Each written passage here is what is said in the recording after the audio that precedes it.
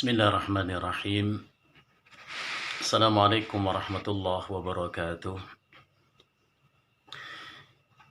Innal hamdalillah nahmaduhu wa nasta'inuhu wa nastaghfiruh wa nastahdihi wa natubu ilayhi wa na'udzu billahi min shururi anfusina wa min sayyiati a'malina.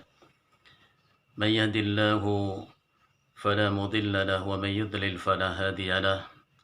أشهد أن لا إله إلا الله وحده لا شريك له وأشهد أن محمدا عبده ورسوله يا أيها الذين آمنوا اتقوا الله حق تقاته ولا تموتن إلا وأنتم مسلمون يا أيها الناس اتقوا ربكم الذي خلقكم من نفس واحدة وخلق منها زوجها وبث منهما رجالا كثيرا ونساء واتقوا الله الذي تساءلون به والأرحام إن الله كان عليكم رقيبا يا أيها الذين آمنوا اتقوا الله وقولوا قولا سديدا يصلح لكم أعمالكم ويغفر لكم ذنوبكم ومن يطع الله ورسوله فقد فاز فوزا عظيما أما بعد فإن أصدق الحديث كتاب الله وخير الهدي هدي محمد صلى الله عليه وسلم وشر الأمور محدثاتها وكل محدثة بدعة وكل بدعة ضلالة وكل ضلالة في النار. إخواني في الله عزني الله وإياكم. Kita memuji Allah Tabaraka wa Ta'ala sebagai ungkapan syukur kita kepadanya. Dan memang semestinya kita selalu mengajak dan mengingatkan diri kita untuk selalu bersyukur kepadanya. Dan Allah masih memberi kita waktu dan kesempatan untuk menambah kebaikan-kebaikan kita. Sebab umur yang Allah karuniakan untuk kita semestinya kita maknai sebagai waktu. Walaupun waktu itu terasa begitu singkat. Umur yang Allah karuniakan untuk kita semestinya kita lihat sebagai satu kesempatan. Walaupun tentu kesempatan itu sangat-sangat terbatas. Kita manfaatkan waktu yang singkat, kesempatan yang terbatas itu untuk menambah kebaikan-kebaikan kita. Bukankah Nabi kita SAW bersabda, wa innahu la yazidul mu'mina umruhu illa khairan. Kata Nabi, sesungguhnya umur orang beriman itu tidaklah menambah untuknya kecuali kebaikan-kebaikan. Bahkan di antara untaian doa yang diucap Nabi SAW, beliau mengatakan, Allahumma aslih li dini alladhi huwa ismatu amri. Ya Allah, perbaikilah untukku agamaku yang menjadi penentu dari semua urusanku. Islahuddin di sini artinya diberikan Allah pemahaman yang baik dan yang benar terhadap agama Allah. Karena memang ketika Allah menghendaki seseorang untuk diberikan kebaikan-kebaikan untuknya, maka Allah bimbing ia untuk memahami agamanya. Nabi kita SAW mengatakan, "Man yuridillahu bihi khairan yufaqihu fid din." Barang siapa yang Allah menghendaki untuk memberikan kebaikan-kebaikan untuknya, maka ia difahamkan Allah terhadap agamanya. Maka doa Nabi untuk Ibnu Abbas radhiyallahu anhuma seperti yang diceritakan oleh Ibnu Abbas dalam hadis yang dikeluarkan oleh Al-Imam Abu Dawud dalam kitab Sunannya. Ibnu Abbas mengatakan, "Dhammani an-nabiyyu sallallahu alaihi wasallam wa yaqul." Kata Ibnu Abbas, aku pernah didekap oleh Rasulullah sallallahu alaihi wasallam ke dadanya seraya mengucapkan, Allahumma faqihu fid din wa 'allimhu at-ta'wil. Ya Allah, fahamkan anak ini terhadap agamamu dan ajarkan kepadanya ta'wil. Ta'wil itu artinya memahami makna ayat yang tersirat di balik makna ayat yang tersurat. Itulah Ibnu Abbas. Yang kedua kata Nabi, waslih li dunyaya allati fiha ma'ashi. dan islah perbaikilah ya Allah untukku duniaku, yang disinilah aku menjalani kehidupanku. Apa arti daripada kata islahud dunia? Apa makna dari ucapan Nabi diperbaiki dunia kita? Yaitu diberikan Allah kesehatan yang sempurna, rizki yang cukup sebagai modal dan wasilah untuk ibadah kepada Allah Subhanahu wa taala.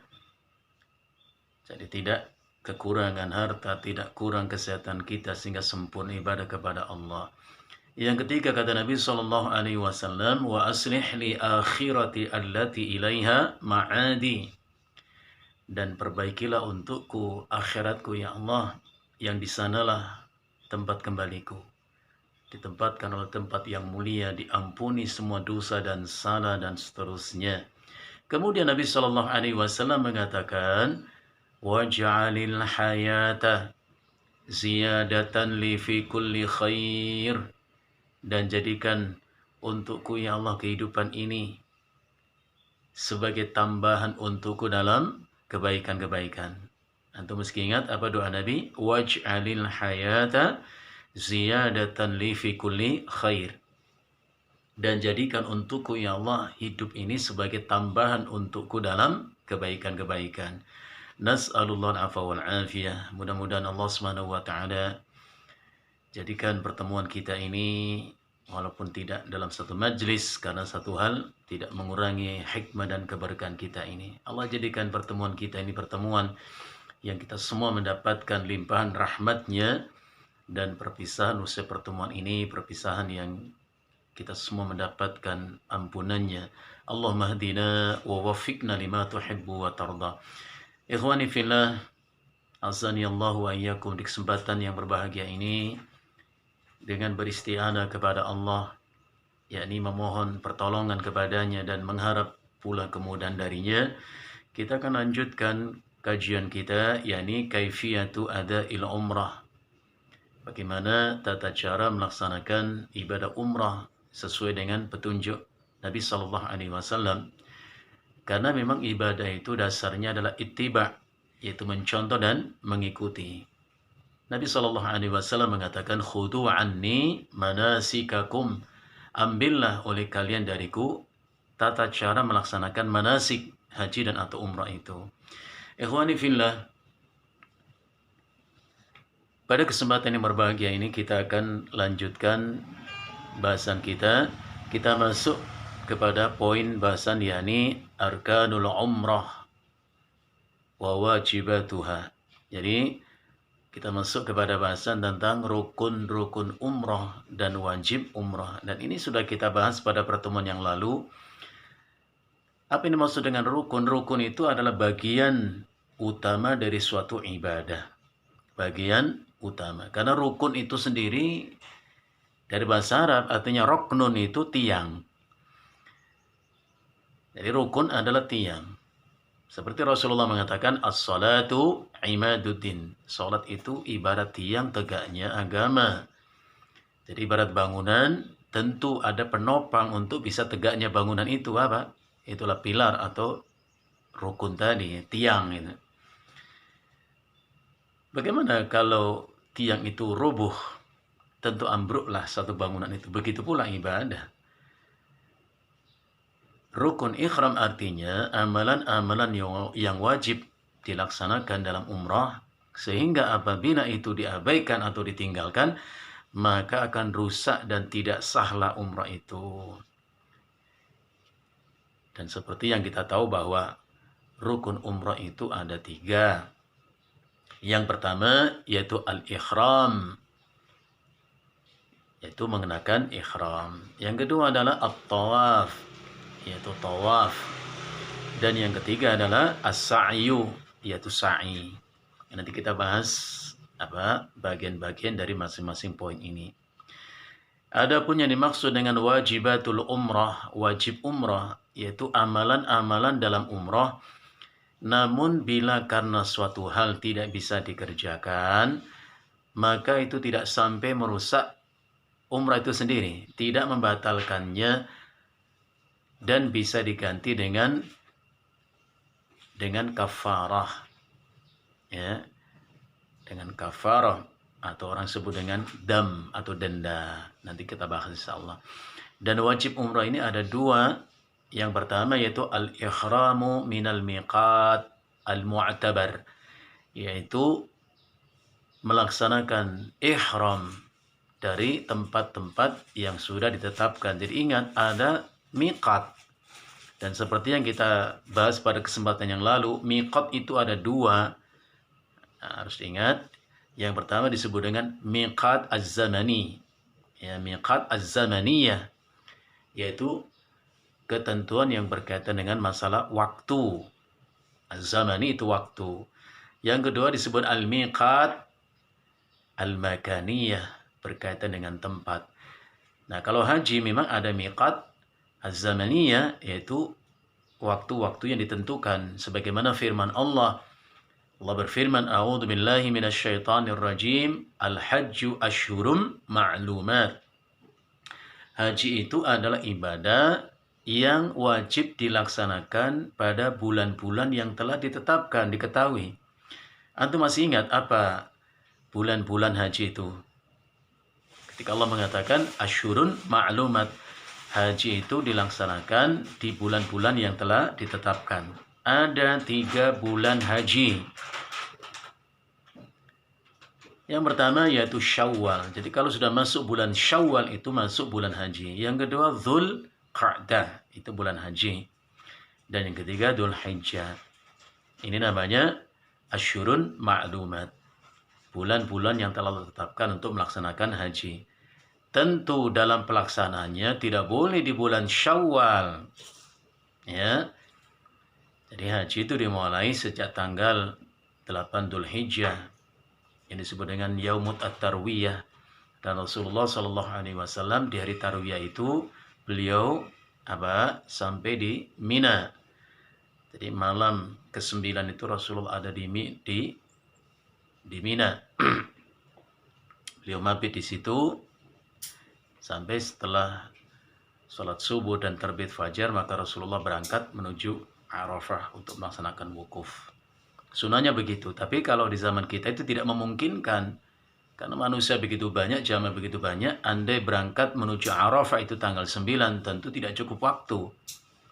Pasti kepadatan di mana-mana, kemacetan di mana-mana, sehingga tidak memungkinkan. Sehingga para ulama mengambil ijtihad, boleh ya jamaah itu sudah tiba di Arafah malam 9 Dzulhijjah. Jadi antum kalau haji nanti mabitnya di Arafah, tidak masalah. Itu karena situasi dan keadaan. Maka ada kaidah yang mengatakan ad-daruratu tubihu al-mahdhurat. Keadaan yang darurat itu menyebabkan boleh untuk melakukan sesuatu yang awalnya tidak diperbolehkan. Insyaallah tidak ada masalah. Nah, tanggal 9 baru wukuf di Arafah. Waktunya pun ditentukan sejak tergelincirnya matahari sampai terbenamnya matahari. Maka kalau di Arafah itu dijamak antara sholat zuhur dengan sholat asar, kemudian wukuf. Nah, ini disebut dengan miqat az-zamaniyah, waktu. Dan nanti insyaallah kita bahas dalam pelaksanaan ibadah hajinya. Yang kedua disebut dengan al-miqat al-makaniyah, ketentuan yang berkaitan dengan tempat untuk mengawali ihram. Ada 5 tempat di mana Rasulullah tetapkan miqat-miqat itu. Disitulah kita melaksanakan ihram. Dan ini adalah merupakan wajib dari umrah.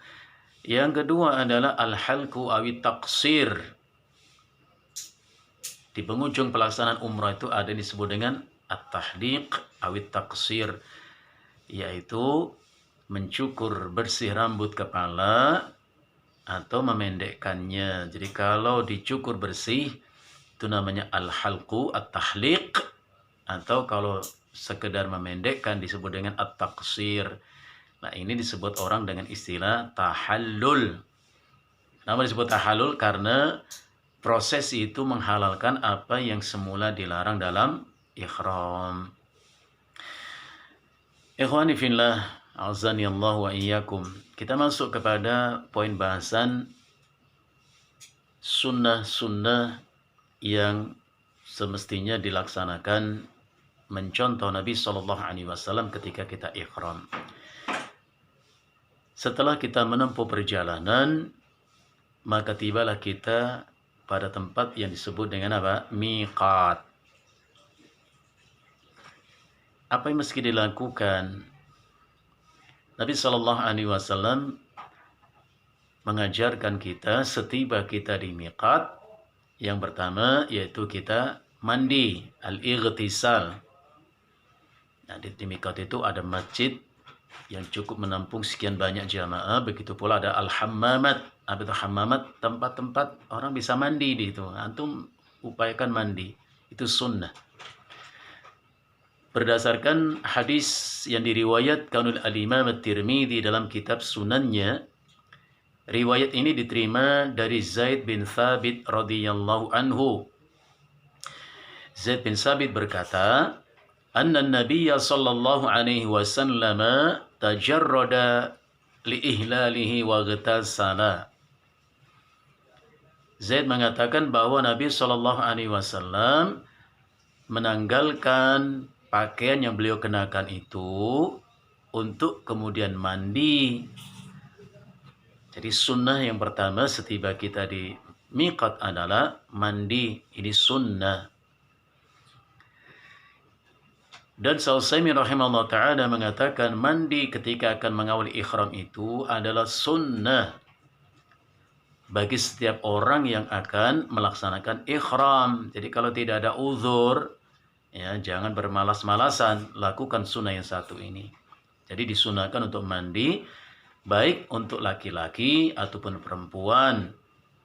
Apakah orang yang berhadas atau yang tidak berhadas. Bahkan perempuan yang haid atau nifas pun disunahkan untuk mandi.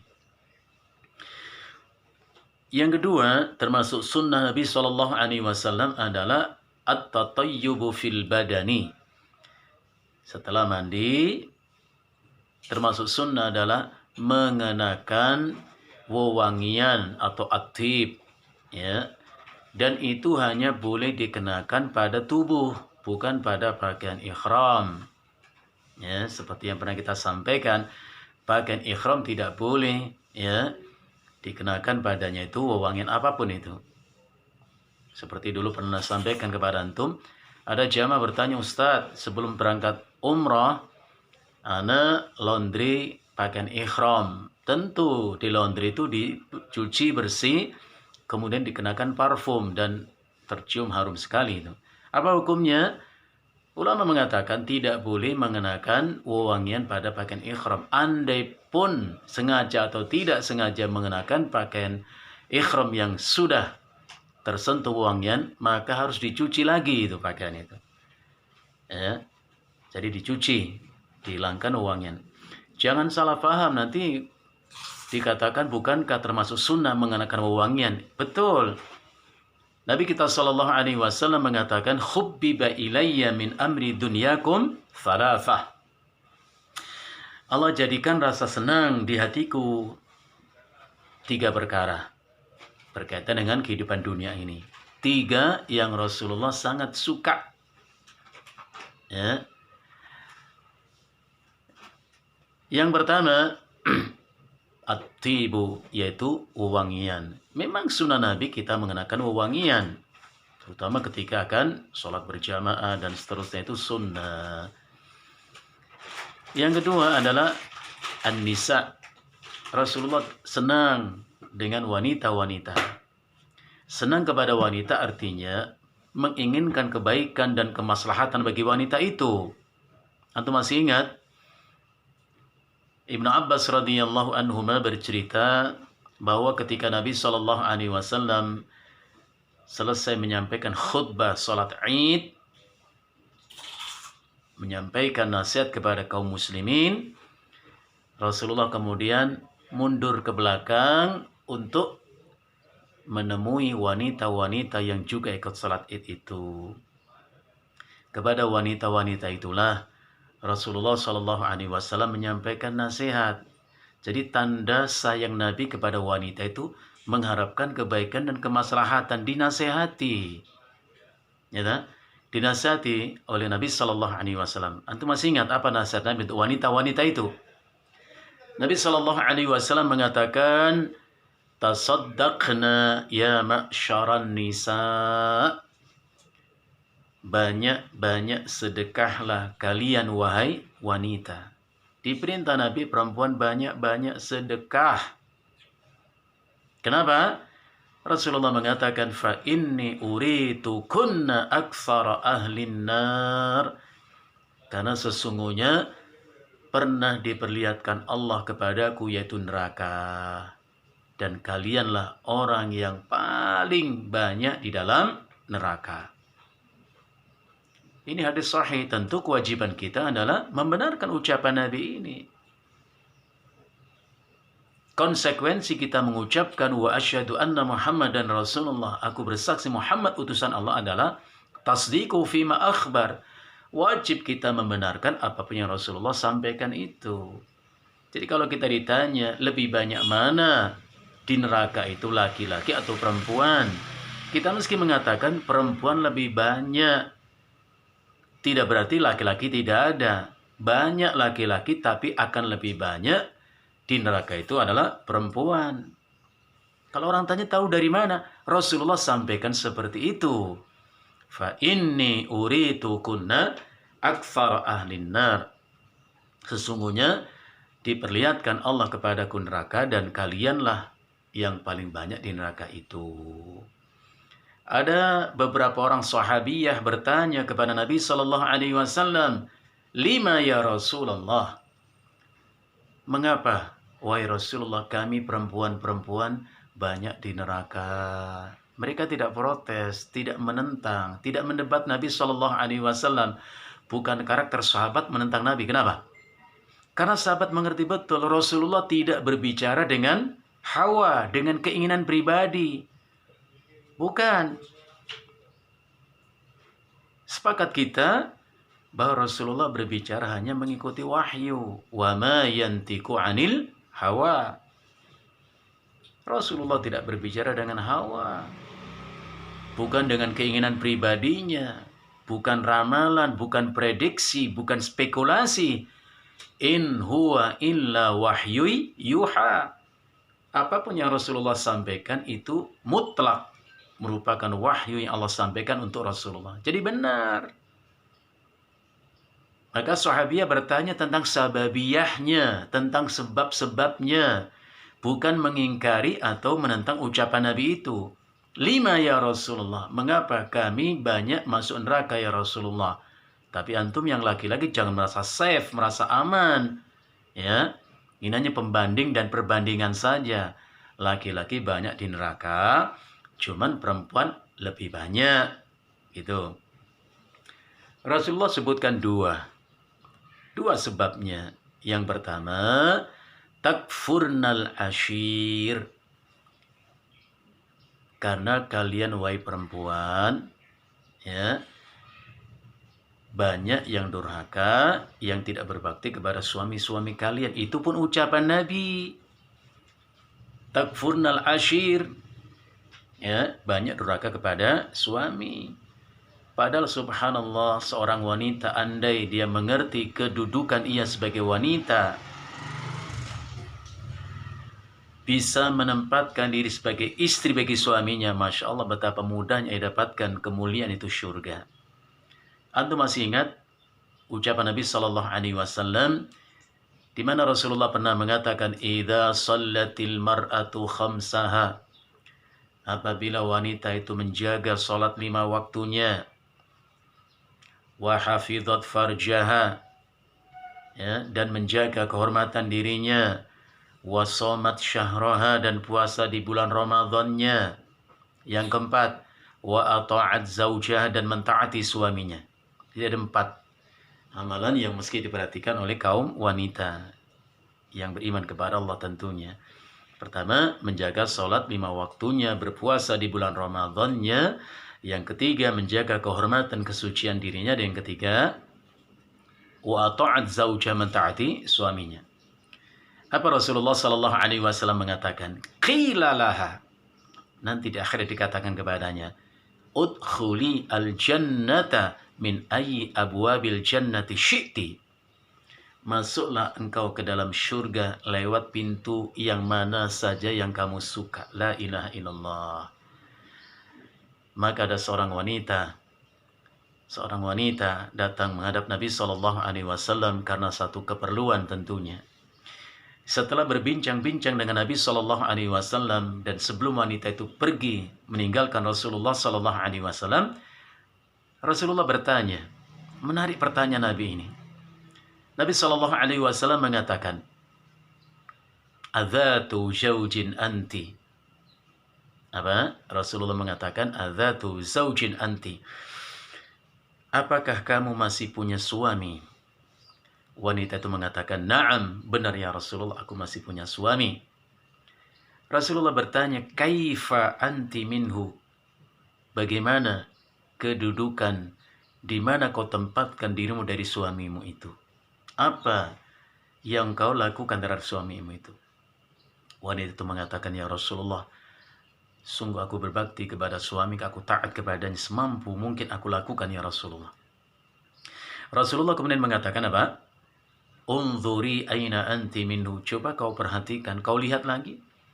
Seperti apa perlakuanmu terhadap suamimu? Seperti apa ucapan tutur katamu kepada suamimu? Kenapa itu ditanyakan Nabi SAW? Seolah ada pesan yang ingin Rasulullah sampaikan kepadanya. Unzuri aina anti minhu. Coba kalian lihat. Coba kau perhatikan di mana kau tempatkan, kau posisikan dirimu dari suamimu. Rasulullah mengatakan, "Fa innahu jannatuki aw naruki." Karena sesungguhnya suamimu itu adalah surga bagimu dan atau neraka untukmu. Artinya suamimu lah yang mengantarkanmu ke dalam surga dan atau menjadi sebab kau dimasukkan ke dalam neraka. Jadi yang pertama, kenapa perempuan banyak masuk neraka? Yang pertama Rasulullah mengatakan, takfunnal ashir. Karena kalian banyak durhaka kepada suami kalian. Yang kedua kata Nabi, wa tukthirnal la'an. Karena kalian wahai wanita banyak dan seringkali mengumpat, mencaci dan mencela. Maka Syaikh rahimahullah taala mengatakan, laki-laki tidak boleh mempunyai sifat seperti itu. Tidak boleh laki-laki suka mencela, suka mengumpat. Kenapa? Karena itu sifatnya menjadi kekhususan wanita. Sehingga beliau mengatakan kalau laki-laki pengumpat, pencela, pelaknat, maka ia mendapatkan dosa 2 kali lipat dibanding dengan wanita. Kenapa? Yang pertama, karena dosa mencela itu sendiri. Dosa mengumpat itu sendiri. Dan yang kedua adalah karena ia bertasyabbuh dengan wanita. Wal'iyadzubillah. Rasulullah SAW kemudian mengatakan, "Ma ra'aitu min naqisati aqlin wa dinin adhaba li rabbi ar-rajulil hazim min ihdakun." Rasulullah SAW mengatakan, aku tidak pernah mendapati seseorang pun yang kurang akalnya, yang kurang agamanya, namun mampu menghilangkan dan melenyapkan kesadaran laki-laki yang sempurna akalnya, kecuali kalian wahai wanita. Ini hadis, ini ucapan Nabi. Nabi sebutkan wanita itu naqisatu aql, kurang akal, naqisatu din, kurang agama. Dan ini bukan dalam rangka mencela, bukan pula diskriminatif, enggak. Maka Syekh bin Baz rahimahullah ta'ala mengatakan tidak boleh kita menjadikan hadis ini sebagai bentuk diskriminasi terhadap wanita. Enggak. Rasulullah sebutkan demikian itu memang hanya menunjukkan betapa itulah tabiat seorang wanita. Itulah sifat asasi seorang wanita. Kurang akal, kurang agama. Bukan untuk mencela. Karena Allah Subhanahu wa ta'ala dalam Al-Quran berfirman, "A'udzu billahi minasyaitonir rajim. Man 'amila shalihan min dzakarin aw unsa wa huwa mu'minun." Perhatikan ayat ini. Allah Subhanahu wa taala berfirman, "Man 'amila shalihan min dzakarin aw unsa." Barang siapa yang beramal salih, apakah dia seorang laki-laki, apakah dia seorang wanita, wa huwa mu'minun, sedang ia adalah orang yang beriman. iman. Dan memang iman selalu Allah kaitkan dengan amal yang saleh. Kenapa? Karena memang amal saleh itu merupakan thamratul iman, buah daripada iman. Jadi kalau kita ingin tahu seperti apa kondisi iman kita, karena iman itu fluktuatif. Iman itu tidak konstan pada level tertentu. Yazidu wa yanqus. Yaqwa wa yad'uf. Iman itu bisa bertambah, bisa berkurang, bisa kuat, bisa lemah. Nah sekarang bagaimana kita mengukur intensitas keimanan kita? Sederhana, tinggal perhatikan saja amal-amal kita. Kalau amal-amal kita tuh termasuk amal yang saleh, itu menunjukkan intensitas iman itu meningkat. Tetapi kalau amal yang kita lakukan itu bukan amal yang saleh, amal yang cenderung menunjukkan ketidaktaatan kita kepada Allah, itu artinya iman sudah mengalami degradasi, pengkikisan. Ya. Iman itu memang perbuatan hati, tetapi kita bisa mengukur. Bahkan Nabi SAW dalam satu hadis beliau mengatakan, "Idza sarratka hasanatuka wa sa'atka sayyi'atuka fa anta mu'min." Kalau engkau berbuat baik dan kebaikan itu membuat senang hatimu, gembira hatimu, bersyukur kepada Allah bisa berbuat baik, dan atau sebaliknya, wa sa'atka sayyi'atuka, dan ketika kau berbuat keburukan, sedih hati dibuat oleh keburukan itu, fa anta mu'min, kaulah orang yang beriman. Ikhwani fillah. Jadi ketika Rasulullah katakan itu, sungguh bukan karena mencela atau mendiskreditkan seorang wanita.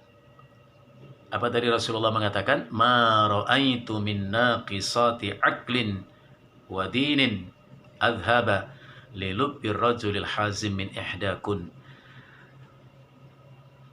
Aku tidak melihat seseorang yang kurang akalnya dan kurang agamanya, namun mampu menghilangkan kesadaran laki-laki sempurna akalnya selain kalian wahai wanita. Lagi-lagi ada sahabiyah bertanya, "Lima ya Rasulullah?" Kenapa kau katakan seperti itu ya Rasulullah? Wa ma nuksanu aqlina wa dinina. Apa yang menunjukkan bahwa akal kami ini kurang ya Rasulullah? Apa yang membuktikan agama kami itu berkurang ya Rasulullah? Lagi-lagi sahabat bukan menentang ucapan Nabi, bukan memprotes, karena itu bukan karakter sahabat. Hanya menanyakan alasan atau sebab. Sulaiman rahimahullah ta'ala mengatakan, sahabat itu kalau bertanya sesuatu kepada Nabi, kalau bertanya tentang satu kebaikan, maka ingin mereka lakukan kebaikan itu, bukan sekedar bertanya. Begitu sebaliknya, ada sahabat bertanya tentang keburukan-keburukan untuk supaya bisa menghindari keburukan itu. Ya. Termasuk sahabat Nabi ini. Wa ma nuqsanu aqlina wa dinina ya Rasulullah. Apa yang menjadi sebab kurangnya akal dan agama kami ya Rasulullah? Maka Nabi SAW mengatakan, "Alaisatil mar'atu idza hadat lam tusalli wa lam tasum." Bukankah seorang wanita itu apabila dia haid, maka ia tidak boleh sholat dan tidak boleh berpuasa. Bahkan membaca Al-Quran pun tidak boleh, bukan? Sahabat-sahabat wanita itu mengatakan, "Benar ya Rasulullah, kalau kami sedang haid kami tidak sholat. Kalau kami sedang haid kami tidak berpuasa. Kalau kami sedang haid kami tidak membaca Al-Quran." Apa Rasulullah mengatakan? "Wa dzalika nuqsanu diniha." Itu yang menyebabkan agama mereka itu kurang. Ya. Maka ibu-ibu, akhwat yang tidak sedang sholat karena haid, ya, tidak membaca Al-Quran karena haid, tidak berpuasa karena haid, maka lakukanlah ibadah-ibadah yang tidak dipersyaratkan adanya kesucian atau taharah. Ya, misalnya infak, sedekah itu boleh saja lakukan supaya tidak berkurang kebaikan-kebaikan. Yang kedua kata Nabi, "Alaisat syahadatul mar'ati mislu nisfi syahadatir rajuli?" Bukankah kesaksian seorang wanita itu setara dan sama dengan setengah atau separuh kesaksian laki-laki? Karena kalau dalam satu peristiwa, satu kasus kita butuh 2 orang saksi, dan kita tidak menemukan 2 orang saksi, hanya 1 laki-laki, maka boleh diganti yang satu lagi dengan 2 orang wanita. Itu ketentuan Allah. Ya. Maka Rasulullah mengatakan, bukan kesaksian seorang wanita setengah dari kesaksian seorang laki-laki. Sahabat-sahabat wanita itu mengatakan, bala ya Rasulullah, benar ya Rasulullah. Rasulullah mengatakan, wa dzalika linuqsani aqliha, itu disebabkan karena kurangnya akal wanita. Itu hadis. Dan kita hanya bisa membenarkan. Ya. Makanya Rasulullah SAW juga mengatakan, ya, karena kurangnya akal dan kurangnya agama perempuan itu tidak boleh dijadikan seorang imam. Ya. Maka Rasulullah SAW dalam hadis yang dikeluarkan oleh Al-Imam Al-Bukhari dalam sahihnya, Rasulullah SAW mengatakan, la yasluhu, ya, amru hadhil ummah, tidak menjadi maslahat umat ini, walau amrahum imra'atan, apabila urusan mereka itu diserahkan kepada wanita. Ya, gak boleh diserahkan kepada wanita, maka tidak ada, ya, seorang nabi, seorang rasul itu wanita.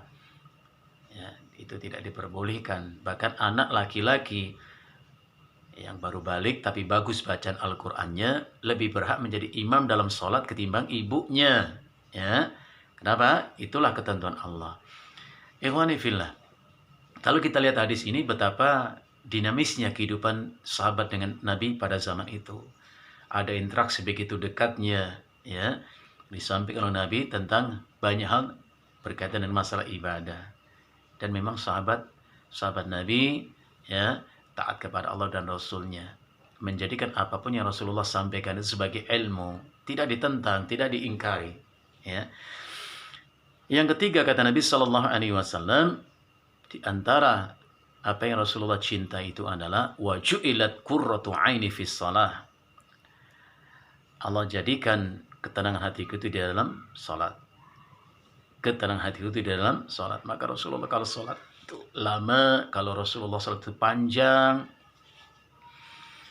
Seringkali Aisyah radhiyallahu anha mendapati Rasulullah dalam salat tahajudnya itu lama berdiri. Panjang bacaannya, indah bacaan Nabi Shallallahu Alaihi Wasallam itu. Hatta tawaramat qadamahu, sampai bengkak-bengkaklah kaki Nabi Shallallahu Alaihi Wasallam min tulil qiyam, saking lamanya berdiri. Tidak mungkin itu Rasulullah lakukan kalau tidak tenang hati Nabi.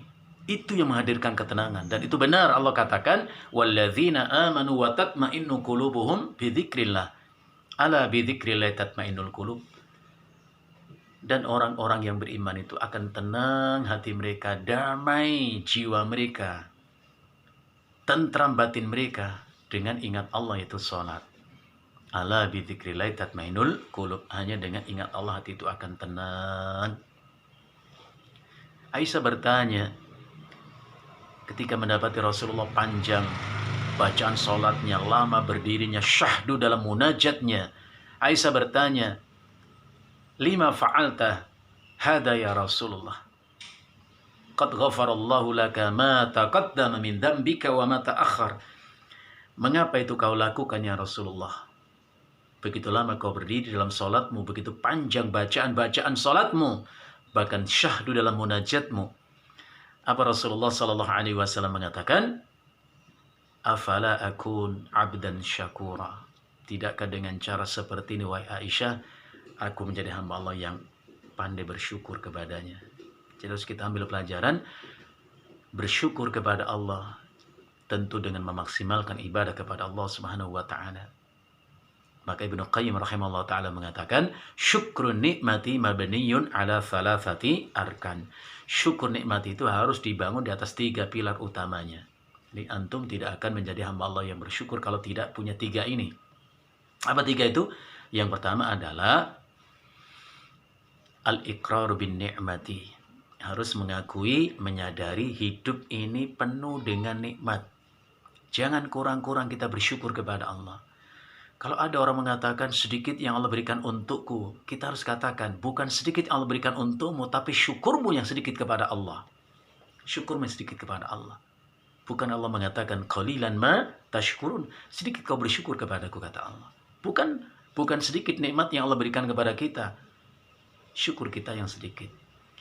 Kalau ada orang mengatakan kurang apa yang Allah berikan untuk saya, kita harus katakan bukan kurang apa Allah berikan untukmu, tapi syukurmu itu yang kurang kepada Allah. Subhanallah. Allah Subhanahu wa taala berfirman dalam surat Ibrahim ayat yang ke-34, "Wa atakum min kulli ma sa'altumu." Allah telah berikan untukmu setiap apa yang kau minta, yang kau berhajat kepadanya. Wa in ta'uddu ni'matallah la tuhsuha. Dan apabila engkau menghitung nikmat-nikmat Allah, tidak mampu kau menghitungnya. Coba di antara kita siapa yang pernah menghitung gerak nafasnya? Siapa di antara kita yang pernah menghitung detak dari jantungnya? Siapa yang pernah menghitung kedipan matanya? Subhanallah.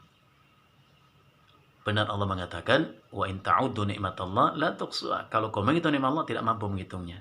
Yang mampu kita mensyukurinya. Yang kedua adalah idzafatuha ilal mun'imi biha. Menisbatkan semua nikmat itu hanya kepada Allah. Tidak satu nikmat pun kecuali dari Allah.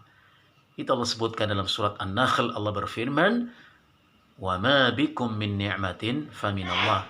Nikmat apapun yang ada padamu itu dari Allah. Dan yang ketiga kata Ibnu Qayyim, syukur nikmat itu konteksnya adalah sarfuha ila mardatihi.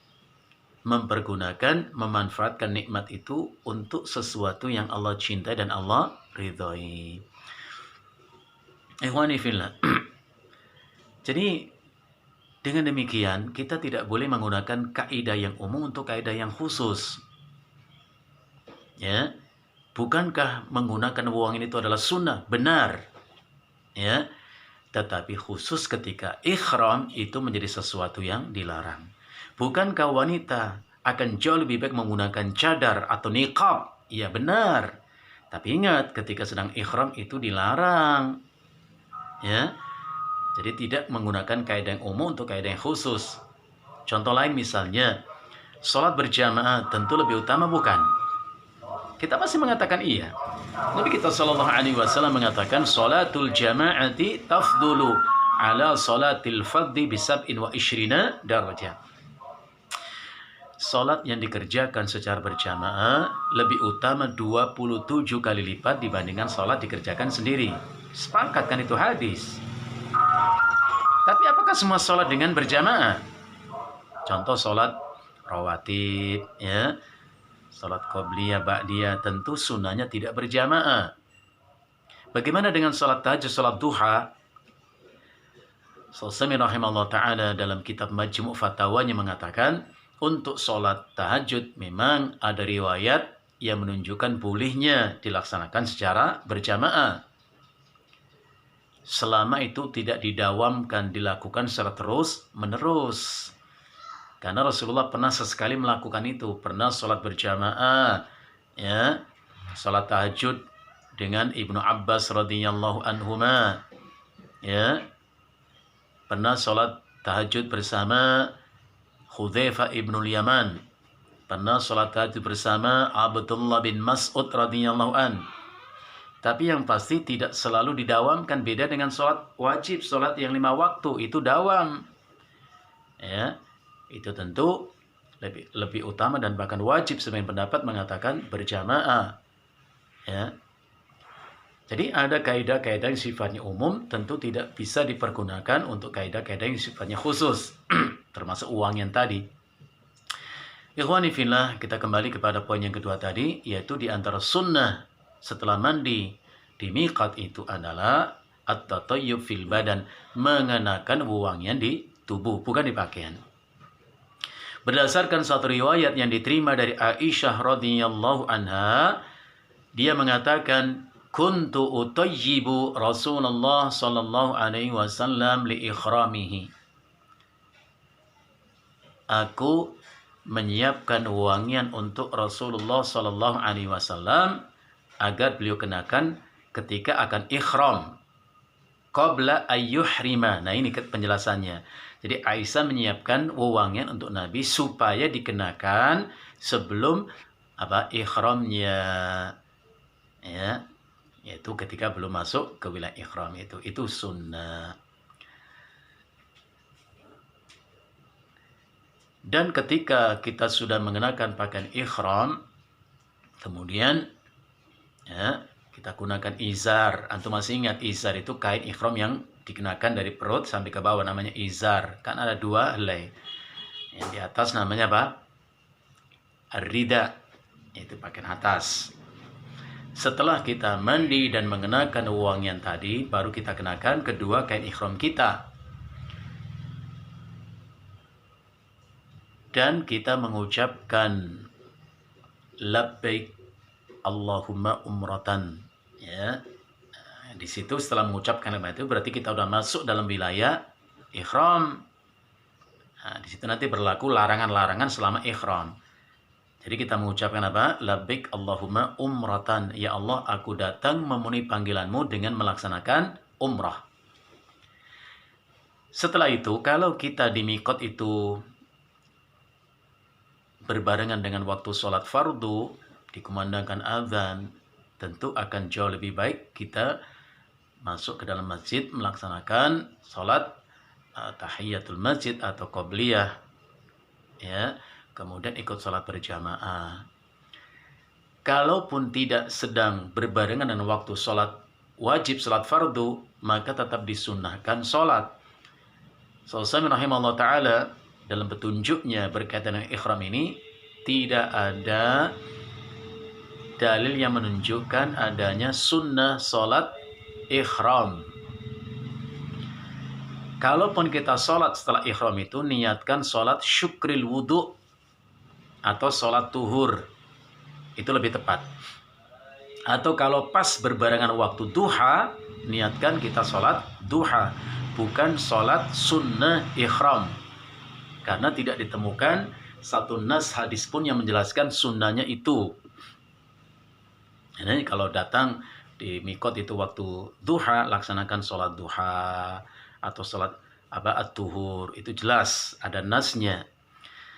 Antum masih ingat dalil yang menunjukkan tentang keutamaan sholat tuhur itu?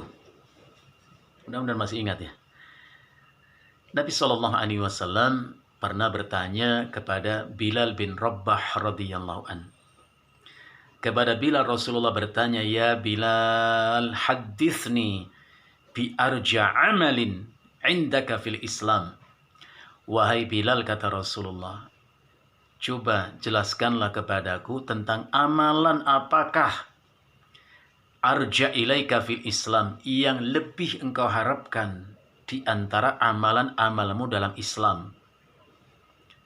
Kenapa itu ditanyakan Nabi kepada Bilal bin Rabah radhiyallahu an? Rasulullah mengatakan, "Fa inni sami'tu daffana 'alaika baina yadayya fil jannah." Karena aku pernah mendengar gesekan alas kakimu itu di depanku di surga. Masya Allah. Apa Rasulullah mengatakan? Fa inni sami'tu daffana 'alaika. Dalam bahasa Latin dikatakan qur'a na'alaika. Dafun atau korun itu artinya apa? Gesekan alas kaki. Jadi kalau ada orang lewat itu biasa suka terdengar ya gesekan alas kakinya itu. Kata Nabi, aku pernah mendengar gesekan alas kakimu di depanku di surga. Artinya apa? Ini merupakan syahadah, kesaksian Nabi SAW bahwa sahabi namanya Bilal ini adalah ahlu surga. Apa Bilal menjawab? Ya Rasulullah, tidak pernah aku berwudu, bersuci di waktu siangkah, di waktu malamkah, melainkan aku selalu sertakan bersama wuduku itu sholat sunnah 2 rakaat. Walaupun itu bukan sesuatu yang Allah wajibkan atas diriku. Subhanallah. Nah, dengan demikian, sholat sunnah wudu itu merupakan sunnah Nabi yang bersifat takririyah. Ingat, sunnah itu ada 3, ada qauliyah, yaitu sunnah yang berupa ucapan Nabi SAW. Yang kedua, sunnah al-fi'liyah, sunnah yang berupa perbuatan Nabi SAW. Dan yang ketiga adalah takririyah. Apa itu takririyah? Yaitu Rasulullah melihat, Rasulullah melakukan sesuatu, Rasulullah melihat sahabat melakukan sesuatu, atau Rasulullah mendengar sahabat mengucapkan sesuatu dan Rasulullah tidak mengingkari Itu namanya takrir. Ya. Jadi jangan nanti bertanya, tapi kan Rasulullah tidak melakukan. Benar, Rasulullah tidak melakukan. Tetapi Rasulullah menganjurkan, itu berarti boleh dan itu sunnah juga. Termasuk kalau antum ditanya, apa ada sholat sunnah qobliyah maghrib, qobliyah isya, ya, qobliyah asar. Orang suka bertanya begitu. Kalau mengambil riwayat Ibnu Umar, mengambil riwayat Abu Hurairah, tentu rawatib itu hanya 10 atau 12. Enak. 2 rakaat sebelum duhur, 2 rakaat atau 4 rakaat setelah sholat duhur, 2 rakaat setelah sholat maghrib, 2 rakaat setelah sholat isya, dan 2 rakaat sebelum sholat subuh. 10 atau 12. Itu benar ada di situ. Tapi ingat, Rasulullah Shallallahu Alaihi Wasallam juga mengatakan, baina kulli adzanaini salatun. Apa? Baina kulli adzanaini salatun. Setiap antara azan dan iqamah itu ada salat sunnah. Ada salat sunnah. Tentu kaidahnya liman sya'a, bagi yang mau mengerjakan itu. Termasuk Rasulullah Shallallahu Alaihi Wasallam mengatakan, rahimallahu mra'an shalla rak'atani qoblal maghrib. Rahimallahu mra'an shalla rak'atani qoblal maghrib, diucapkan Nabi 3 kali. Rahimallahu mra'an shalla rak'ataini qoblal maghrib. Rasul kemudian mengatakan liman sya'a, bagi yang mau mengamalkan itu. Gitu ya, ikhwan ya. Kemudian kita lanjutkan yang ketiga, at-tajarrud minal malabis al-mukhitah wa labisa malabis al-ikhram. Nah, setelah mandi itu tadi, tentu harus menanggalkan semua pakaian yang kita kenakan itu, tentu pakaian yang berjahit, ya, diganti dengan hanya 2 pakaian ikhram, ya, 2 helai pakaian ikhram. Yang pertama dikenakan untuk bagian bawah, perut sampai bawah, namanya izar. Yang kedua, pundak ke bawah, namanya apa? Rida. Hanya 2. Makanya harus kita praktekkan bagaimana cara mengenakan pakaian ihram supaya benar. Kalau nggak benar nanti bisa melorot, repot urusannya ya. Jadi harus betul-betul kuat. Ya gitu.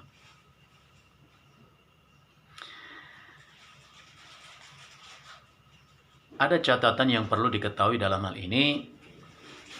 Apa hikmahnya kita dalam ikhram, apakah untuk umroh ataupun haji, hanya mengenakan 2 kain ikhram saja. Enggak ada lebih dari itu. Semuanya ditanggalkan kecuali hanya pakaian ikhram yang 2 titik. Kenapa? Apa hikmahnya? Subhanallah. Apapun yang disyariatkan dalam Islam itu selalu ada hikmahnya. Tidak ada satu perintah pun yang Allah perintahkan pasti ada kebaikan dan kemaslahatan. Sebagaimana tidak ada satu apapun yang dilarang oleh Allah dan Rasulnya, pasti ada kemudaratan dan kemafsadatan. Mari kita perhatikan. Sa'usaimin rahimahullah ta'ala mengatakan, wal hikmatu fi tahrimil libas al-madhkur alal muhrim wa libasul izar war rida.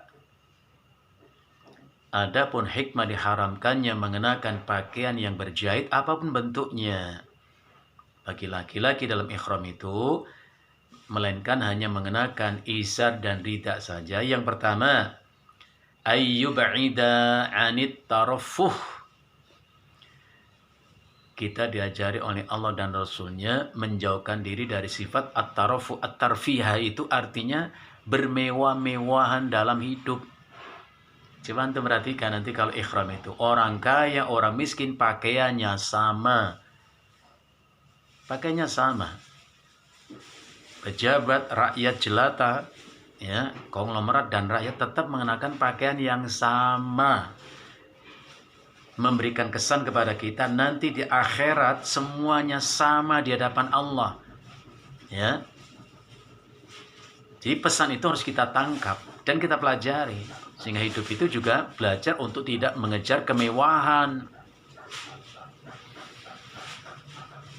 Makanya Nabi kita Shallallahu Alaihi Wasallam dalam satu hadis yang sahih, Rasulullah Shallallahu Alaihi Wasallam mengajarkan kita hidup itu mudah. Hidup itu sangat mudah.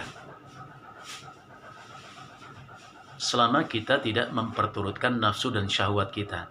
Antum perhatikan ucapan Nabi ini. Nabi SAW mengatakan, Man asbaha mu'afa fi jasadih wa aminan fi sirbih wa indahu kutu yaumihi faka'annama hizat lahu dunya. Hafal? Dihafal dong. Nabi SAW mengatakan, Man asbaha minkum mu'afa fi jasadi. Siapa di antara kalian yang mendapati hari ini kesehatan yang sempurna pada tubuhnya? Antum sehat semuanya? Alhamdulillah, bi ni'mati tatimmu shaliha. Sehat, alhamdulillah. Bersyukurlah kepada Allah.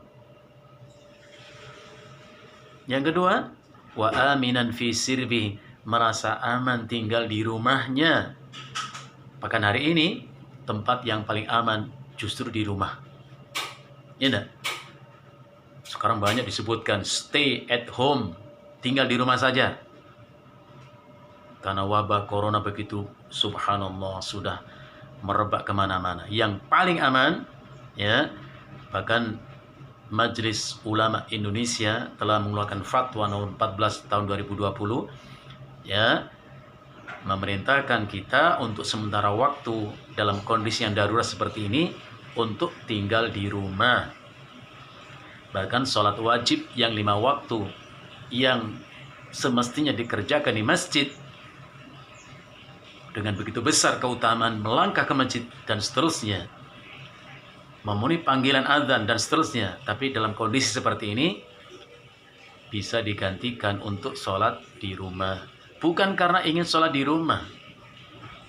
Ada beberapa kaidah yang mesti difahami dalam hal ini. Yang pertama, ya, dar'ul mafasid muqaddam ala jalbil masalih. Menolak atau menghindari kerusakan atau kemudaratan harus lebih diutamakan, lebih didahulukan daripada mengambil kebaikan dan kemaslahatan. Sholat di masjid tentu lebih utama, lebih maslahat, lebih baik. Tapi dalam kondisi tertentu, maka itu harus dihindari. Yang kedua, ada kaidah lain yang mengatakan, idza ta'aradal mafsadatani ru'iya a'dhamuhuma dhararan birtikabi akhafihima. Kalau muncul dua kemudaratan, dua kerusakan, dua mara bahaya, maka perhatikan mana kemudaratan bahaya yang lebih besar untuk dihindari, dijauhi dengan melakukan lebih kecil. Tentu kalau kita nggak sholat ke masjid ada kerugian. Ingat, berjalan ke masjid setiap langkah, kata Nabi, diangkat derajat kemuliaan kita oleh Allah. Antum masih ingat? Rasulullah pernah mendengar ada beberapa orang dari Banu Sulaim ingin pindah mendekati masjid. Tentu alasannya bisa cepat sampai ke masjid. Rasulullah mengatakan, wahai Banu Salimah, aku dengar kalian akan pindah ke dekat masjid. Benar ya Rasulullah? Apa Rasul menjawab? Diyarukum tuktabu atharukum, diyarukum tuktabu atharukum. Dimanapun rumah kalian, tempat tinggal kalian, maka sebanyak itulah, sebanyak langkah-langkah kalian itulah dicatat Allah untuk kalian kebaikan-kebaikan. Masya Allah. Tapi kalau melangkah ke masjid ada kemudaratan yang mengancam kita, tentu kita harus tinggalkan itu untuk sholat di rumah lebih utama, ya. Dan masih banyak kaidah-kaidah yang lain. Jadi tinggal di rumah itu lebih utama, ya. Bukan berarti nggak kepingin ke masjid. Sungguh akan menjadi kerinduan setelah lama tidak melangkah ke masjid, hanya mendengar sayup-sayup adzan terdengar. Nah, ini tentu akan menimbulkan kerinduan. Tapi mudah-mudahan Allah Subhanahu wa Ta'ala tetap memberikan untuk kita paling sempurna dalam ibadah kita itu, walaupun pelaksananya tidak sempurna. Ikhwani fillah. Jadi mengajarkan kita sederhana. Sehat tubuh kita. Yang kedua, aman tinggal di rumah. Yang ketiga apa? Rasulullah mengatakan, wa indahu qutu yaumihi. Mempunyai makanan yang cukup untuk hari ini. Ingat, Rasul mengatakan apa? Qutu yaumihi. Makanan untuk hari ini. Terkadang manusia itu berpikir bagaimana makanan untuk setahun yang akan datang, 5 tahun yang akan datang. Masya Allah. Ikhwan azakumullah. Syukur nikmat itu meski setiap hari. Tiap hari lihat nikmat Allah. Untuk kita syukuri. Jangan terlalu panjang angan-angan, tulul amal. Masya Allah gitu. Umur orang itu belum tentu sampai 10-20 tahun akan datang. Kenapa? Udah mikir bagaimana makan untuk 20 tahun yang akan datang. Masya Allah. Rasulullah mengatakan wa indahu kutu yaumihi, mempunyai makanan untuk hari ini. Kalau 3 ini kita miliki, sehat tubuh kita, aman tinggal di rumah kita, ada makanan untuk hari ini buat kita.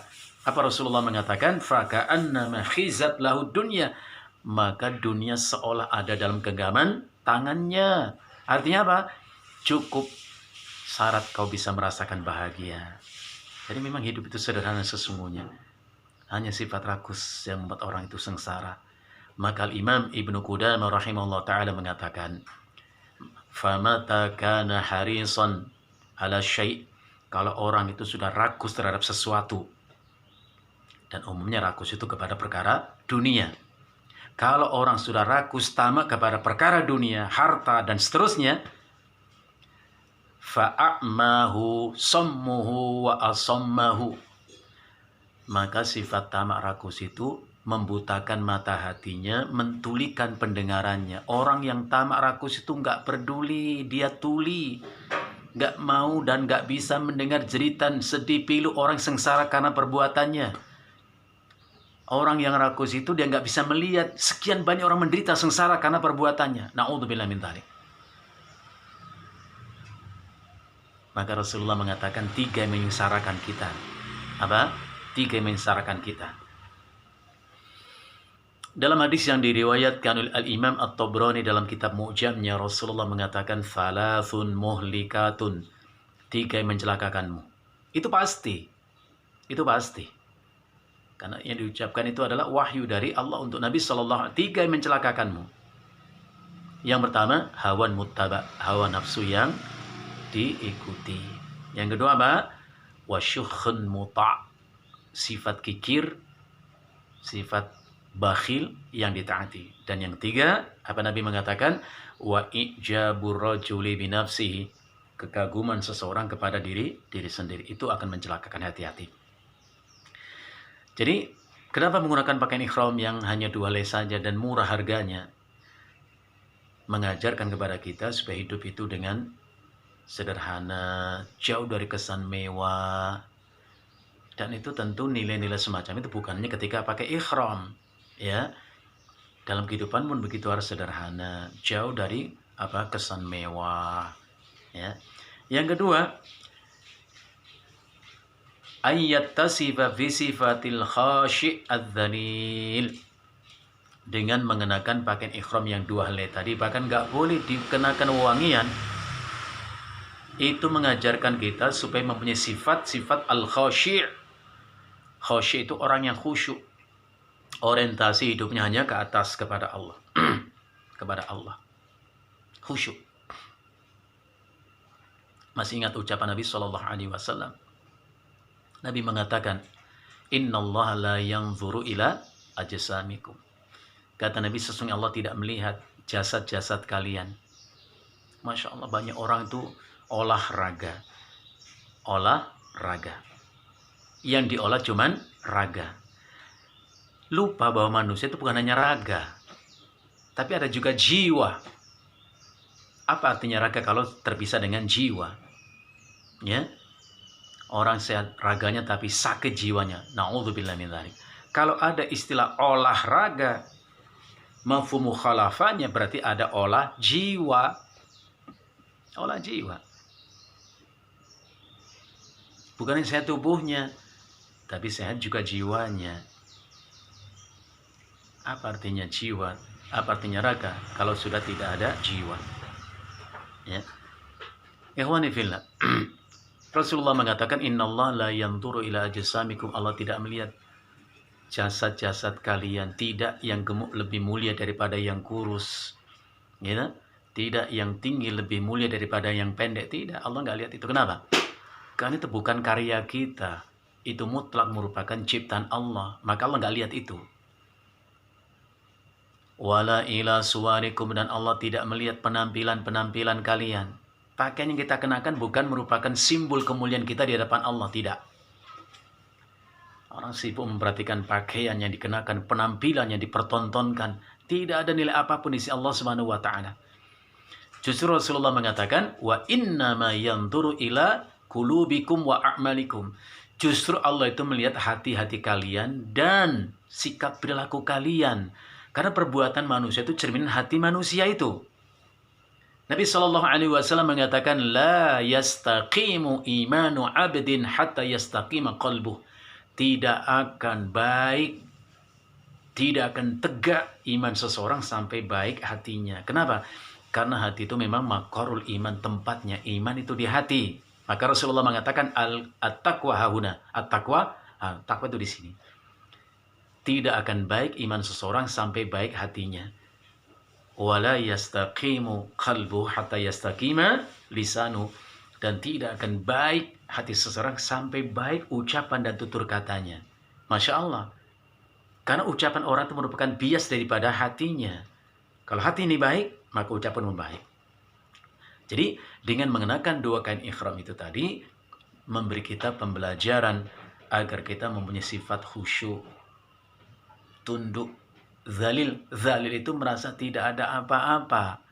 Kalaupun antum punya ini, punya itu anugerah Allah yang patut disyukur, bukan disombongkan. Ada orang mengatakan, maaf kata ya, saya tidak sombong. Itulah kesombongan. Maaf ya, pakaian saya paling bagus, saya paling kaya. Itulah kesombongan. Pakai minta maaf lagi. Itu kesombongan. Jadi mengenakan dua pakaian ihram mengajarkan kita supaya mempunyai sifat tawadhu.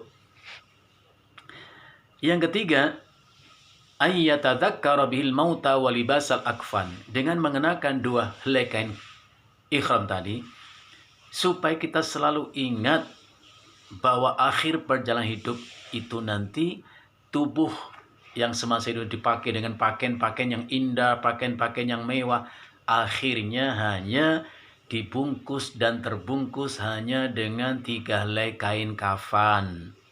Itu pasti. Sekarang masih hidup milih-milih pakaian. Sekian banyak pakaian yang ada di lemari. Dicocokkan dengan situasi dan keadaan mau kemana, pakai yang mana. Masya Allah. Nanti akhirnya dimanapun kau mati, dimandikan, dikafani dengan kain kafan yang begitu adanya. Masya Allah. Abu Bakar As-Siddiq radhiyallahu anh pernah punya kain yang sudah usang, udah lusuh, bahkan ada bercak-bercak minyak za'faran. Beliau minta kepada putrinya Aisyah, tolong kau cuci bersih kain bapak ini. Nanti kalau bapak meninggal, kau kenakan untuk kain kafan bapak. Dan kau tambahkan dengan beberapa helai lagi. Kata Aisyah, Pak, tidak ayah, nanti aku carikan untukmu kain kafan yang bagus, yang baru. Abu Bakar mengatakan, tidak usah. Kain kafan itu hanya untuk menutup aurat saat aku ditanya oleh malaikat di kuburku nanti. Masya Allah, begitu sederhana. Ini kalau tidak disadari, hidup terasa begitu sulit. Yang sulit bukan hidup itu sendiri, tapi sikap kita yang sulit dalam hidup ini.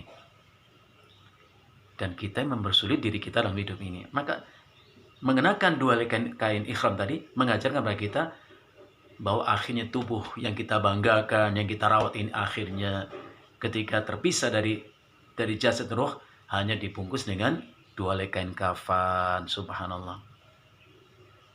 Antum masih ingat Ali bin Abi Thalib dalam satu perjalanan ia melintasi satu kuburan. Masih ingat? Saya berharap antum masih ingat. Ya, karena itu ilmu mengajarkan kepada kita bagaimana hidup itu dengan sifat zuhud sederhana. Ali berhenti di depan kuburan itu, ia memandang pusara-pusara, batu nisan sekian banyak orang sudah mati itu. Ingat, orang yang mati itu mungkin ada orang yang kaya, pejabat, konglomerat, tapi mati semuanya berjajar di dalam kubur itu. Ali bin Abi Thalib mengatakan, ya ahlal kubur, mal khabaru indakum. Ali mengatakan, wahai orang-orang yang jasadnya telah tertanam di dalam kuburan, mal khabaru indakum. Berita apa yang sampai kepada kalian tentang dunia yang sudah kalian tinggalkan. Masya Allah. Mereka sudah meninggalkan dunianya, kemewahan hidupnya, kekayaannya, hartanya, semua ditinggalkan. Ali bertanya kepada mereka. Dan tentu Ali tidak butuhkan jawaban mereka, karena ini bukan al-mukhatabah, tapi Ali yang mendidik dirinya sendiri. Jadi Ali mengatakan, mal khabaru indakum, berita apa yang sampai kepada kalian tentang dunia yang sudah kalian tinggalkan. Ali mengatakan, innal khabara indana anna amwalakum qad kusimat. Sesungguhnya sampai berita kepadaku bahwa harta yang begitu susah payah kalian mencarinya, bertahun-tahun kalian mengumpulkannya, kalian bangga menggenggamnya. Sepeninggal kalian, harta itu dibagi habis untuk ahli waris kalian. Orang itu dapat apa? Tidak mendapat apapun dari harta yang dimilikinya, kecuali sekedar 2 helai kain kafan saja atau 3 helai kain kafan saja. Wa anna buyutakum qad sukinat, dan sampai kepadaku berita bahwa sepeninggal kalian, rumah yang begitu megah kalian dulu tempati, kalian bangga menempati rumah yang mewah dan megah itu. Sepeninggal kalian, jasad kalian pun dipindahkan dari empuknya alas tidur kalian, lembutnya selimut kalian, dipindahkan ke liang lahat kalian, sendiri dalam sunyi dan sepi. Yang ketiga kata Ali, wa anna zaujatikum qad zuwijat, dan sampai berita kepadaku bahwa istri kalian yang begitu cantik, yang kalian bangga bersanding dengannya, sepeninggal kalian, wanita itu dinikahi oleh laki-laki yang lain. Subhanallah. Ali bin Abi Thalib menangis, terburai air mata. Kenapa Ali menangis? Kan Ali sadar bahwa memang dunia itu adalah penipu. Dibuat kita lelah, letih, habis umur dan waktu kita berburu dunia, bangga menggenggamnya, lantas meninggalkan begitu saja. Bukankah Allah Subhanahu wa taala sudah mengingatkan kita? Allah berfirman, "Fala taghurrannakumul hayatud dunya."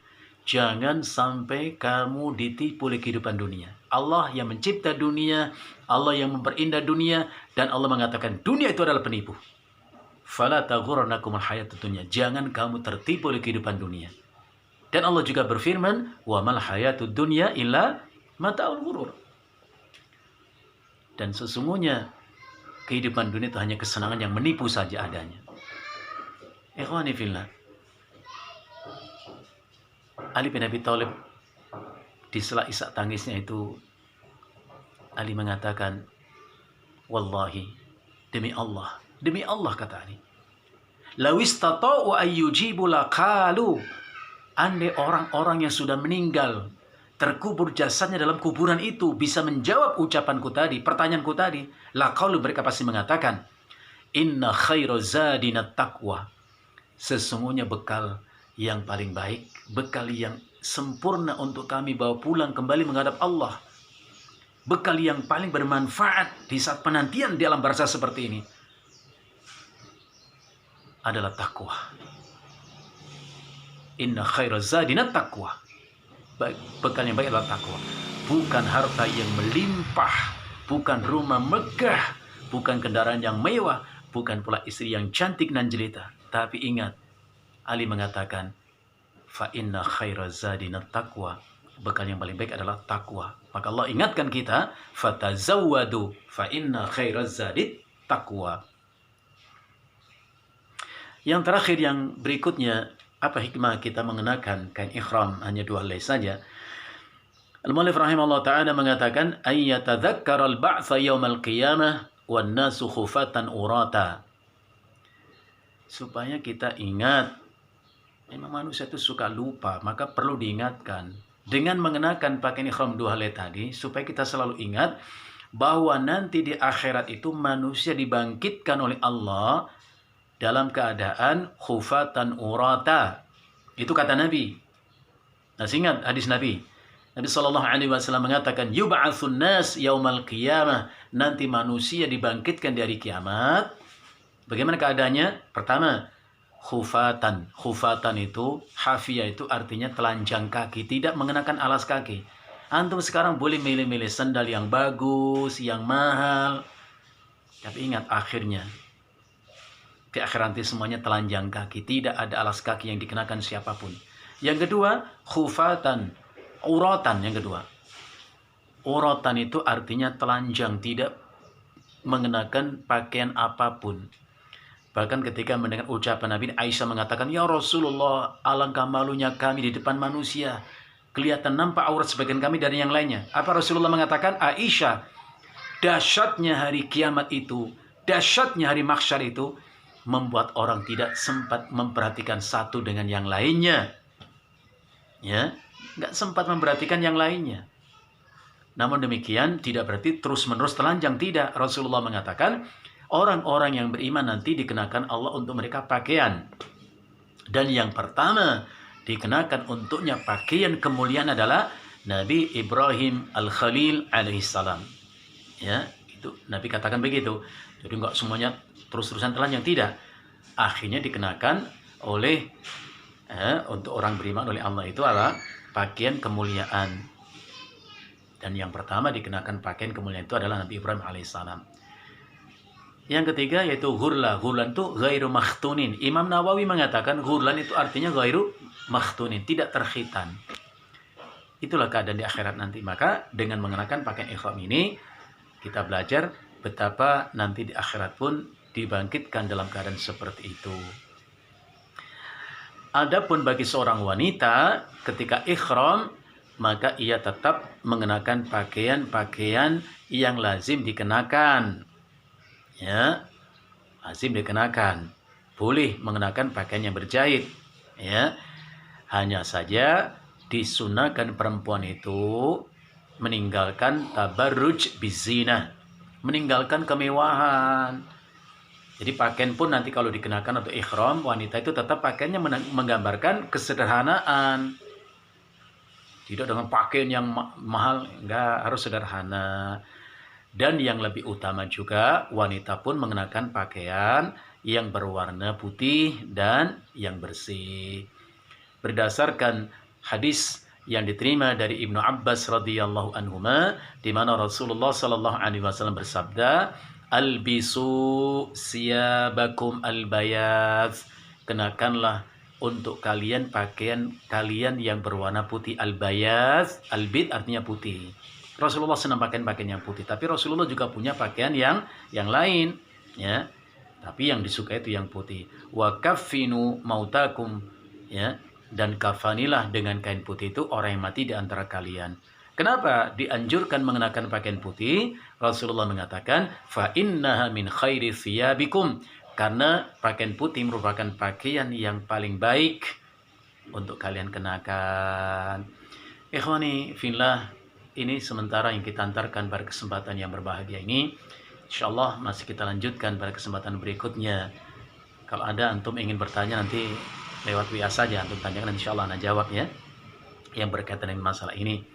Dan pada pertemuan-pertemuan berikutnya masih kita lanjutkan tentang bagaimana pelaksanaan umrah ini ya, termasuk apa yang kita lakukan setelah kita ihram ya, bagaimana sesampai kita di Masjidil Haram, bagaimana itu tawaf dan seterusnya, insyaallah kita bahas.